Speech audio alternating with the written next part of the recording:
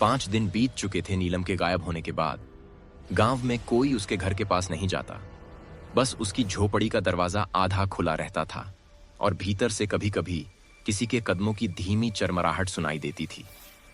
धूंधपुर के चौपाल पर उस रात 4 लोग बैठे थे। आरव, पायल, विक्रम और देव। ये चारों नीलम के पुराने दोस्त थे। आरव उसका सबसे करीबी था। दोनों एक ही अस्पताल में काम करते थे। आरव के चेहरे पर बेचैनी थी। 5 दिन हो गए, न पुलिस आई न कोई खबर। नीलम कहीं गई नहीं। वो यहीं है, इस गांव में। विक्रम बोला, अगर यहीं होती तो अब तक मिल नहीं जाती। शायद वो किसी झरने के पास गिरी हो या किसी जानवर ने। पायल ने बात काट दी।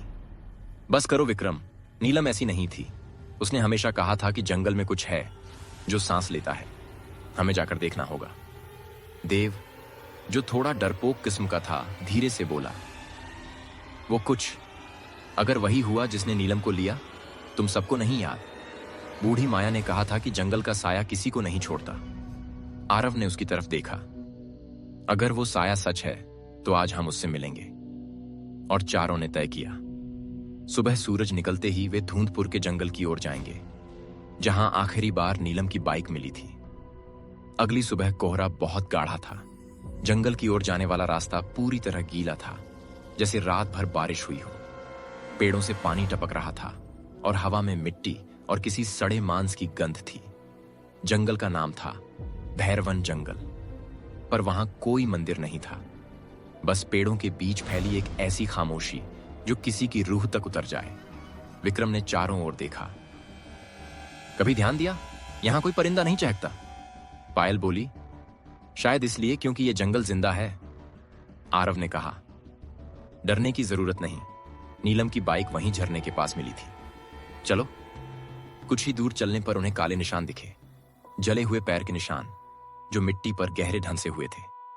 वो निशान पेड़ों की जड़ों तक जाते और फिर अचानक गायब हो जाते।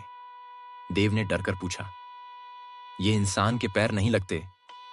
आरव झुककर बोला, निशान उल्टे हैं, मतलब ये आगे नहीं पीछे चल रहा था। पायल ने तुरंत टॉर्च जलाई। पेड़ों की छाया में कुछ हिला। एक परछाई, बिल्कुल इंसान जैसी, लेकिन आंखें चमकीली। फिर वो झटके से गायब हो गई। शाम तक चारों जंगल के बीच एक पुराने शेड तक पहुंचे। शेड लकड़ी का था, शायद कभी किसी लकड़हारे का ठिकाना रहा होगा। उन्होंने वहीं रुकने का फैसला किया। आसमान में बादल और घना अंधेरा था। देव ने आग जलाई और सब चारों तरफ बैठ गए। थोड़ी देर खामोशी रही, फिर पायल बोली, तुम्हें याद है नीलम कहा करती थी कि पहाड़ की खान के नीचे कुछ है जो मरकर भी जिंदा है? आरव ने सिर हिलाया। हां, उसने कहा था कि कभी कभी वो किसी की आवाज में बोलता है।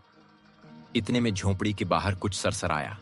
विक्रम उठा और दरवाजे तक गया। कौन है वहां? कोई जवाब नहीं। बस एक ठंडी हवा का झोंका अंदर आया और आग खुद ब खुद बुझ गई।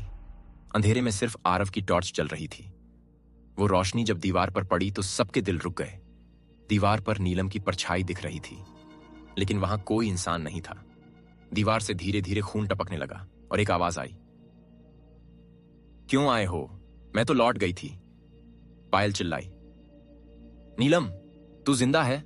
जवाब आया, नहीं, अब मैं जिंदा नहीं, जंगल हूं। दीवार की परछाई अचानक फटकर गायब हो गई।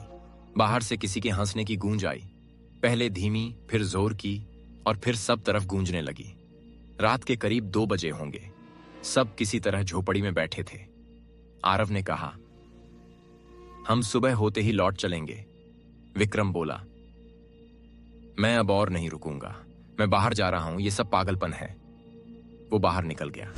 बाकी तीनों ने उसे रोकने की कोशिश की, पर वो झटके से जंगल में गायब हो गया। करीब 10 मिनट बाद दूर से विक्रम की चीख सुनाई दी। आरव टॉर्च लेकर भागा। झाड़ियों के बीच कुछ पड़ा था, विक्रम का शरीर, लेकिन सिर नहीं था, और उसके गले के नीचे मिट्टी में लिखा था, एक लौट आया। आरव के पैरों तले जमीन कांपने उठने लगा, और फिर वहीं परछाई प्रकट हुई, नीलम का चेहरा, लेकिन अब उसकी आंखें पूरी तरह काली थीं। वो मुस्कुराई। मैंने कहा था, अब मैं जंगल हूं। आरव के पीछे पायल और देव भी पहुंच गए। तीनों जड़ हो गए। नीलम की परछाई धीरे धीरे धुएं में बदलकर गायब हो गई और सिर्फ उसकी हंसी की गूंज रह गई। सुबह होने पर उन्होंने विक्रम को वहीं दफना दिया। पायल लगातार रो रही थी। देव का चेहरा सफेद पड़ गया था। आरव ने कहा, अब हमें सच जानना ही होगा। ये साया क्या है और नीलम, वो क्यों बदला ले रही है? पायल ने फुसफुसाया, शायद उसे मारा गया था। देव ने कहा, क्या मतलब? पायल बोली, नीलम ने मुझे बताया था कि अस्पताल में कुछ लोग अवैध दवा प्रयोग कर रहे थे। उसने सच सामने लाने की कोशिश की थी। शायद किसी ने उसे खत्म कर दिया और अब वो बदला लेने आई है। आरव के चेहरे पर गुस्सा था। अगर ये सच है तो वो किसी को नहीं छोड़ेगी। तभी पेड़ों के बीच से एक औरत निकली, वही बूढ़ी माया। उसकी आंखें लाल थीं, जैसे उसने कई रातों से नींद न ली हो।